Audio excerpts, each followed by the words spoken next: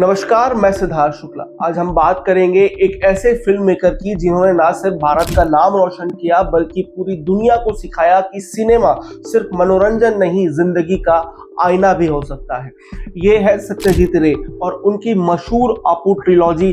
लेकिन सवाल ये है कि कैसे बनी ये ऑस्कर जीतने वाली फिल्म, हर पार्ट में क्या है खास, और सबसे जरूरी आज की जेन ज़ी को इसे क्यों देखना चाहिए जब उनके पास इंस्टाग्राम, यूट्यूब, फेसबुक जैसे कई सोशल मीडिया प्लेटफॉर्म हैं। सत्यजीत रे ने कहा कि यह किसी फिल्म से कम नहीं। 1950 के दशक में जब बॉलीवुड में गाने, नाच और बड़े बड़े सेट की धूम थी, सत्यजीत रे ने कुछ अलग करने की ठानी। वो एक विज्ञापन डिजाइनर थे, लेकिन उनकी आत्मा में एक कहानीकार बसता था। एक दिन उन्हें बांग्ला उपन्यास पथेर पांचाली हाथ लगी। लेखक विभूति भूषण बंदोपाध्याय की वो रचना, जो एक गरीब लड़के अपू की जिंदगी की साधारण लेकिन गहरी कहानी बयान करती है। सत्यजीत रे को लगा कि ये कहानी फिल्म बननी चाहिए, लेकिन पैसा जीरो, टीम बस कुछ दोस्त और शौकिया कलाकार। फिर भी उन्होंने हिम्मत करी, हार नहीं मानी, अपनी जेब से पैसे लगाए,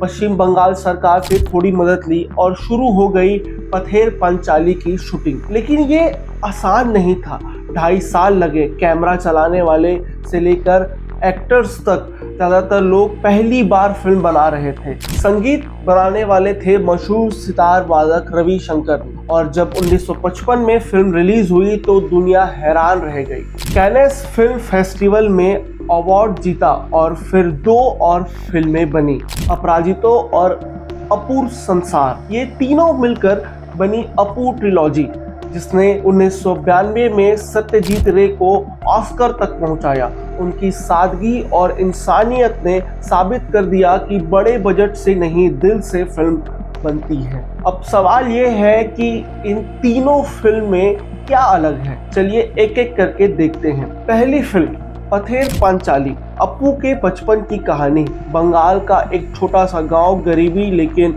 उससे भी मासूमियत और सपने।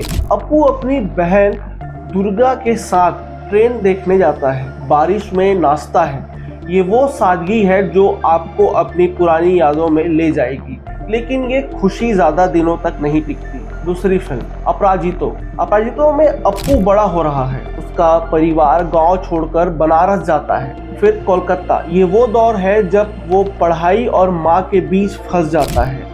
माँ चाहती है, वो अपू के सपने बड़े थे, लेकिन ये फिल्म जवान होने की उलझन को दिखाती है। क्या आपने कभी ऐसा महसूस किया है, आपकी चाहत और परिवार की उम्मीदें अलग अलग रास्ते पर हैं? और तीसरी फिल्म अपूर्व संसार, अपू की जवानी की कहानी है। वो अब तक लेखक बनना चाहता है, शादी करता है, पिता बनता है, लेकिन जिंदगी उसे फिर से आजमाती है। उसकी पत्नी की मौत उसे तोड़ देती है, फिर भी वो अपने बेटे को प्यार में नई उम्मीद ढूंढ रहा होता है। हर फिल्म में अपू बदलता है, बचपन से जवानी तक, गांव के शहर तक, सपनों से हकीकत तक। अब बात करते हैं आज की पीढ़ी की, यानी कि जेन ज़ी की। आप में से कितने लोग दिन भर सोशल मीडिया पर स्क्रॉल करते हैं, रील्स, शॉर्ट्स, लाइक्स ये सब सब्सक्राइब करते हैं और मनोरंजन का साधन ढूंढते हैं, लेकिन क्या ये आपको जिंदगी का असली मतलब समझाते हैं?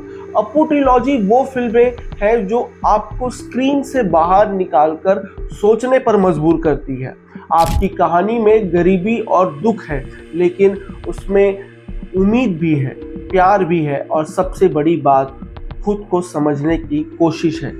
जेन ज़ी को यह फिल्में इसलिए देखनी चाहिए क्योंकि ये सिखाती है कि जिंदगी सिर्फ ट्रेंड्स पर फिल्टर्स नहीं है। ये सिखाती है कि मुश्किलें आएंगी, लेकिन उनसे पार पाना ही हमें इंसान बनाता है। अपू की तरह आपको भी अपने सपनों के लिए लड़ना होगा, अपने रिश्तों को संभालना होगा। सोशल मीडिया आपको वायरल बना सकता है, लेकिन फिल्में आपको जिंदगी का आईना दिखाती है। अगली बार जब आप नेटफ्लिक्स या यूट्यूब खोलें तो अपू ट्रिलॉजी को एक मौका दें। सत्यजीत रे की कहानी सिर्फ फिल्म नहीं, एक सबक है जिंदगी का, प्यार का और हिम्मत का। आपको क्या लगता है कमेंट बॉक्स में हमें जरूर बताएं। तब तक के लिए मैं इस खबर को यही विराम देता हूँ। आपके लिए स्क्रिप्ट तैयार की गई थी हमारे साथी आकाश द्वारा, कैमरे के पीछे है शेखर शिपका। तब तक के लिए मैं आपसे यहीं विदा लेता हूँ। नमस्कार, मैं सिद्धार्थ शुक्ला, व्यंभा।